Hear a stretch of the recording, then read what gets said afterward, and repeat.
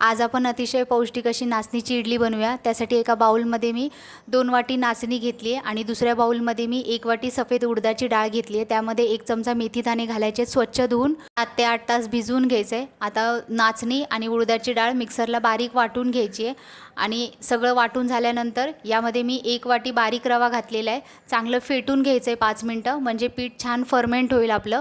आणि झाकण ठेवून रात्रभर मी हे पीठ छान फर्मेंट करून घेतलेलं आहे। आता यामध्ये चवीनुसार मीठ घालायचं आहे आणि मिक्स करून घ्यायचं आहे। यामध्ये मी थोडंसं पाणी घातलं आहे कारण बॅटर घट्ट झालं होतं। आता इडली पात्रामध्ये तेल लावून घ्यायचं आहे आणि यामध्ये सगळं बॅटर घालायचं आहे आणि 15 मिनिटं ही इडली आपल्याला मीडियम गॅसवरती वाफवून घ्यायची आहे। यासोबत मी नारळाची चटणी बनवली होती आणि याची रेसिपी मी आधी अपलोड केलेली आहे। तर तुमच्या घरात सुद्धा नाचणी खाल्ली जात नसेल तर तुम्ही ही रेसिपी नक्की ट्राय करा। खूप सॉफ्ट होतात या इडल्या। बघा आपल्या इडल्या वाफून झालेल्या आहेत, खूप सॉफ्ट झालेल्या आहेत। तर ही रेसिपी नक्की ट्राय करा। व्हिडिओला लाईक करा, चॅनलला सबस्क्राईब करा।